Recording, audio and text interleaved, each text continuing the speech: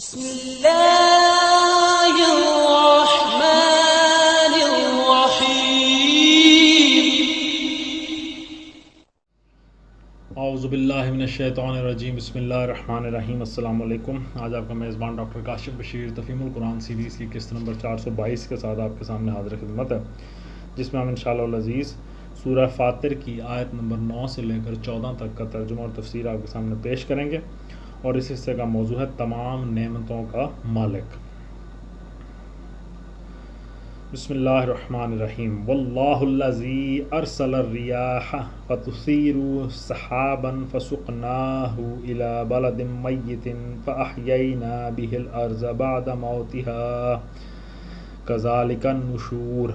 ترجمہ: وہ اللہ ہی تو ہے جو ہواؤں کو بھیجتا ہے، پھر وہ بادل اٹھاتی ہیں، پھر ہم اسے ایک اجاڑ علاقے کی طرف لے جاتے ہیں اور اسی زمین کو جلا اٹھاتے ہیں جو مری پڑی تھی۔ مرے ہوئے انسانوں کا جی اٹھنا بھی اسی طرح ہوگا۔ تفسیر میں آتا ہے، یعنی یہ نادان لوگ آخرت کو بعید از امکان سمجھتے ہیں اور اسی لیے اپنی جگہ اس خیال میں مگن ہیں کہ دنیا میں یہ خواہ کچھ کرتے رہیں، بہرحال وہ وقت کبھی آنا ہی نہیں ہے جب انہیں جواب دہی کے لیے خدا کے حضور حاضر ہونا پڑے گا۔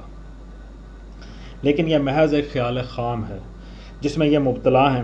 قیامت کے روز تمام اگلے پچھلے مرے ہوئے انسان اللہ تعالیٰ کے ایک اشارے پر بالکل اسی طرح یکا یک جی اٹھیں گے جس طرح ایک بارش ہوتے ہی سونی پڑی ہوئی زمین یکا یک لہلہا اٹھتی ہے اور مدتوں کی مری ہوئی جڑیں سرسبز و شاداب ہو کر زمین کی تہوں میں سے سر نکالنا شروع کر دیتی ہیں۔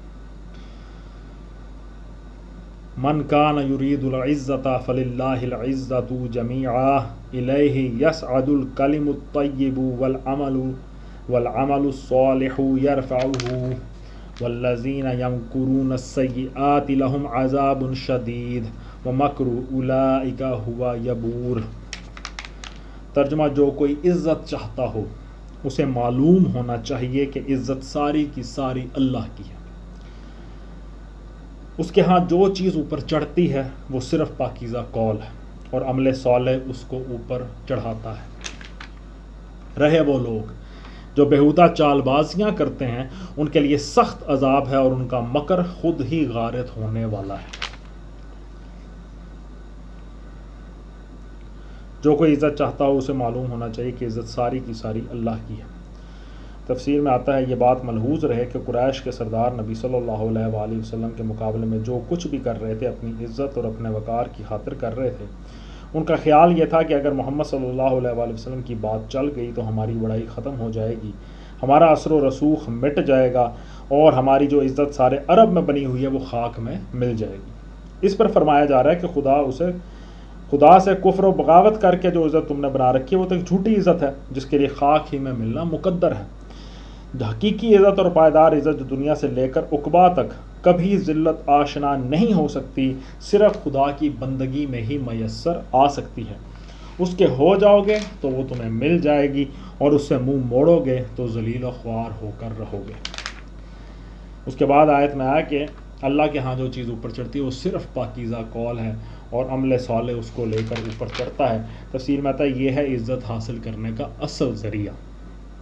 اللہ کے ہاں جھوٹے، خبیث اور مفسدانہ اقوال کو کبھی عروج نصیب نہیں ہوتا۔ اس کے ہاں تو صرف وہ قول عروج پاتا ہے جو سچا ہو، حق ہو، پاکیزہ ہو، حقیقت پر مبنی ہو، جس میں نیک نیتی کے ساتھ ایک صالح عقیدے اور ایک صحیح طرز فکر کی ترجمانی کی گئی ہو۔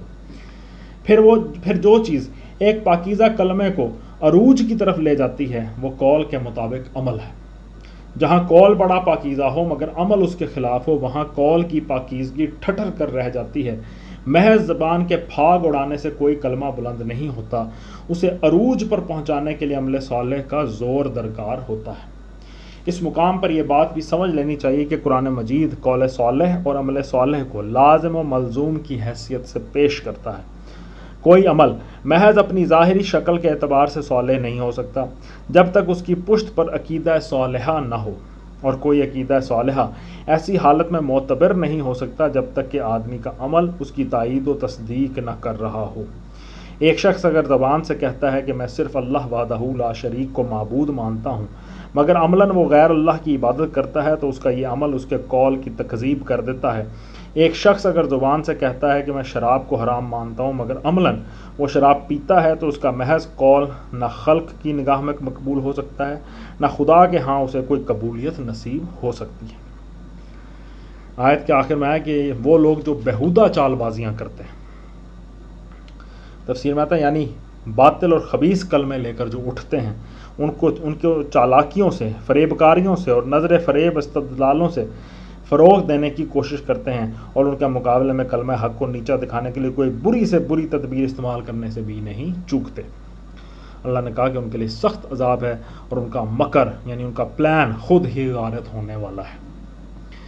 وَاللَّهُ خَلَقَكُم مِّن تُرَابٍ ثُمَّ مِّن نُطْفَةٍ ثُمَّ جَعَلَكُمْ أَزْوَاجًا وَمَا تَحْمِلُ مِنْ أُنثَىٰ وَلَا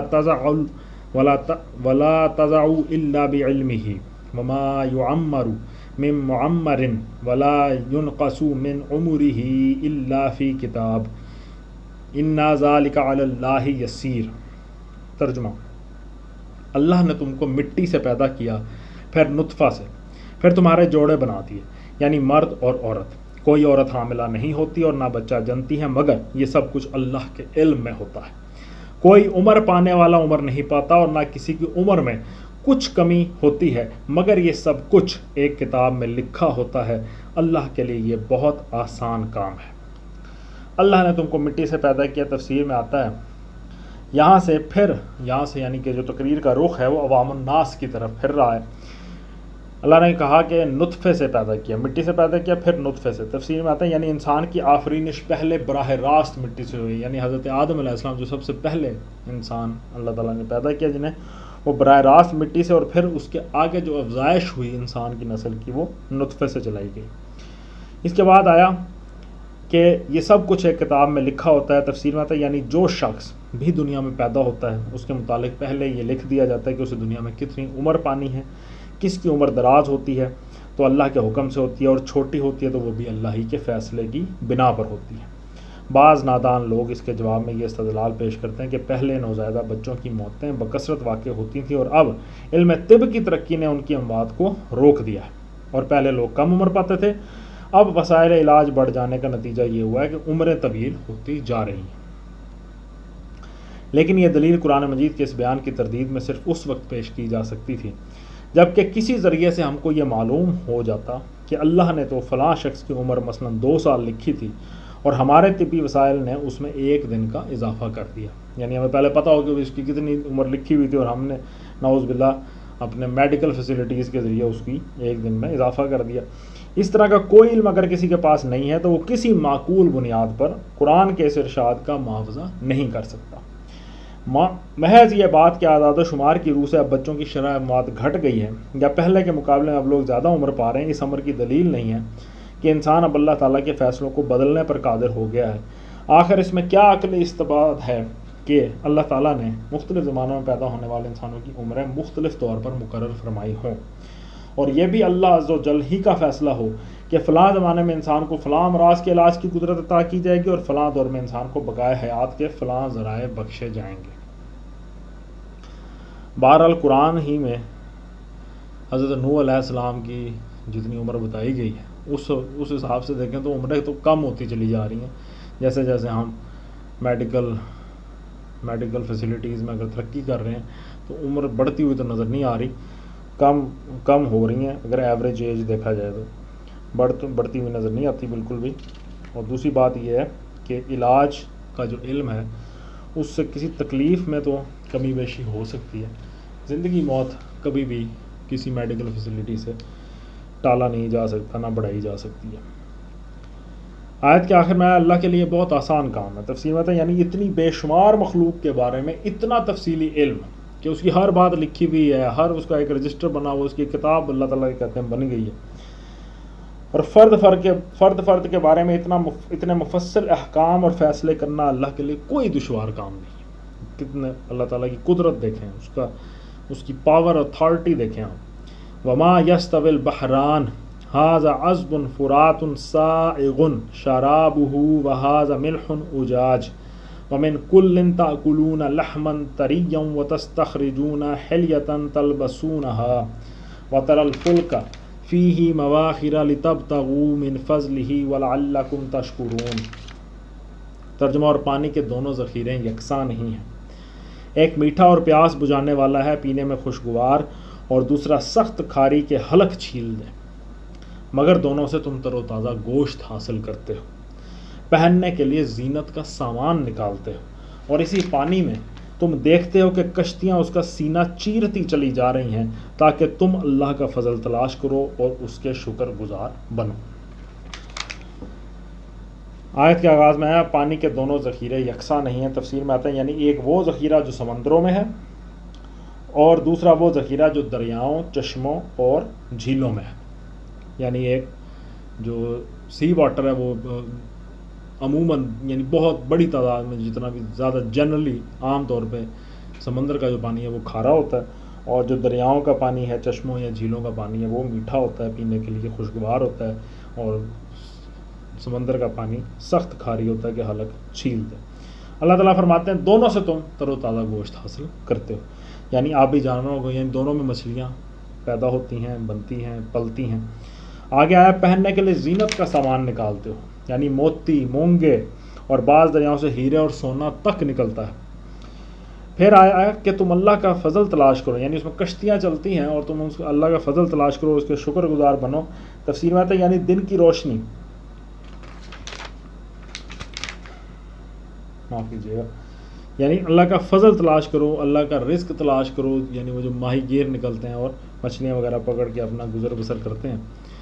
یولج اللیل فی النہار ویولج النہار فی اللیل وسخر الشمس والقمر کل یجری لاجل مسمی ذالکم اللہ ربکم لہ الملک والذین تدعون من دونہ ما یملکون من قطمیر۔ ترجمہ، وہ دن کے اندر رات کو اور رات کے اندر دن کو پروتا ہوا لے آتا ہے، چاند اور سورج کو اس نے مسخر کر رکھا ہے، یہ سب کچھ ایک وقت مقرر تک چلے جا رہا ہے۔ وہی اللہ جس کے یہ سارے کام ہیں تمہارا رب ہے، بادشاہی اسی کی ہے، اسے چھوڑ کر جن دوسروں کو تم پکارتے ہو وہ ایک پرے کاہ کے مالک بھی نہیں ہیں۔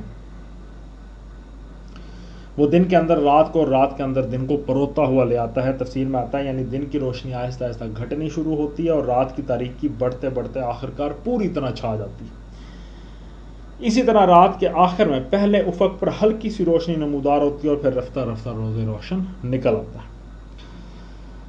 اس کے بعد ہے چاند اور سورج کو اس نے مسخر کر رکھا ہے، یعنی وہ ایک ضابطے کا پابند کیا گیا ہے، ان کے اندر ایک ڈسپلن قائم کیا گیا ہے۔ آخر میں آیا کہ ان ساری چیزوں کے مالک کی بادشاہی کو چھوڑ کر تم جن دوسروں کو پکارتے ہو وہ ایک پرے کاہ کے مالک بھی نہیں ہیں۔ تفسیر میں آتا ہے اصل میں لفظ کتمیر استعمال کیا گیا جس سے مراد وہ پتلی سی جھلی ہے جو کھجور کی گٹھلی پر ہوتی ہے۔ ہم سب لوگوں نے کھجور کھائی ہے، آپ اس کی گٹھلی پہ دیکھیں ایک پتلی سی جھلی ہوتی ہے، ایک میمبرین ہوتی ہے، اس کو کتمیر کہتے ہیں۔ اللہ نے اس کی مثال دی ہے، لیکن اصل مقصود یہ بتانا کہ مشرکین کے معبود کسی حقیر سے حقیر چیز کے بھی مالک نہیں ہیں۔ اسی لیے ہم نے لفظی ترجمہ چھوڑ کر مرادی ترجمہ کیا ہے کہ وہ ایک پرے کاہ کے مالک بھی نہیں ہیں۔ ان تدعوہم لا يسمعوا دعاءکم ولو سمعوا ما استجابوا لکم ویوم القیامت یکفرون بشرککم ولا ینبئکم مثل خبیر۔ ترجمہ، انہیں پکارو تو وہ تمہاری دعائیں سن نہیں سکتے، اور سن لیں تو ان کا تمہیں کوئی جواب نہیں دے سکتے، اور قیامت کے روز وہ تمہارے شرک کا انکار کر دیں گے۔ حقیقت حال کی ایسی صحیح خبر تمہیں ایک خبردار کے سوا کوئی نہیں دے سکتا۔ تفسیر میں آتا ہے اس کا مطلب یہ نہیں ہے کہ وہ تمہاری دعا کے جواب میں پکار کر یہ نہیں کہہ سکتے کہ تمہاری دعا قبول ہو گئی یا نہیں ہوئی، بلکہ اس کا مطلب ہے کہ وہ تمہاری درخواستوں پر کوئی کارروائی کر ہی نہیں سکتے، ان کے پاس کوئی اتھارٹی نہیں ہے۔ ایک شخص اگر اپنی درخواست کسی ایسے شخص کے پاس بھیج دے جو حاکم نہیں ہے، جو اس پہ کوئی کارروائی نہیں کر سکتا، تو اس کی درخواست فضول ہے، رائے گاں ہے، بے ایمانی ہے۔ البتہ اگر وہی درخواست اس ہستی کے پاس بھیجی جائے جو واقعی حاکم ہو تو اس پر لازماً کوئی نہ کوئی کارروائی ہوگی، قطع نظر اس سے کہ وہ قبول کرنے کی شکل میں ہو یا رد کرنے کی شکل میں۔ آگے آیا کہ اور قیامت کے روز وہ تمہارے شرک کا انکار کر دیں گے. تفسیر میں آتا ہے یعنی وہ صاف کہہ دیں گے کہ ہم نے ان سے کبھی یہ نہیں کہا تھا کہ ہم خدا کے شریک ہیں یا ہم خدا کے کسی اس کام میں اسسٹ کرتے ہیں یا ہم پہ یہ ذمہ داری دی گئی ہے اللہ تعالیٰ کی طرف سے اور پھر ہماری سفارش اللہ تعالیٰ ضرور مانیں گے. ایسی کوئی بات ہم نے نہیں کی تھی. اس کہ ہم نے ان کو نہیں کہا تھا ہم سے دعائیں مانگو یا ہم نے نہیں کہا تھا کہ ہم رب العالمین کے شریک ہیں وغیرہ وغیرہ. آخر میں حقیقت حال کی ایسی صحیح خبر تمہیں ایک خبردار کے سوا کوئی نہیں دے سکتا. یعنی جس کو خبر ہے وہی تمہیں ایسی صحیح خبر دے سکتا ہے. تفسیر میں آتا ہے خبردار سے مراد اللہ تعالیٰ خود ہے. مطلب یہ ہے کہ دوسرا کوئی شخص تو زیادہ سے زیادہ عقلی استدلال سے شرک کی تردید اور مشرکین کے معبودوں کی بے اختیاری بیان کرے گا، مگر ہم حقیقت حال سے براہ راست باخبر ہیں. اللہ تعالیٰ فرما رہے ہیں ہم علم کی بنا پر تمہیں بتا رہے ہیں کہ لوگوں نے جن جن کو بھی ہماری خدائی میں بااختیار ٹھہرا رکھا ہے وہ سب بے اختیار ہیں. ان کے پاس کوئی طاقت نہیں ہے جس سے وہ کسی کا کوئی کام بنا سکیں یا بگاڑ سکیں.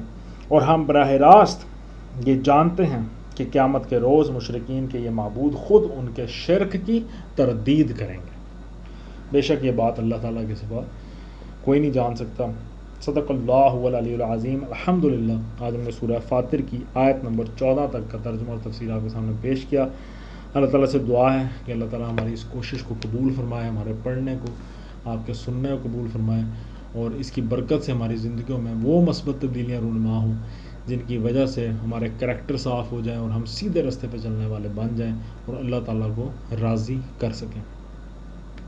اسی دعا کے ساتھ آپ سے اجازت چاہیں گے. اپنا بہت خیال رکھیں. آپ لوگوں کا بہت بہت شکریہ. اللہ حافظ.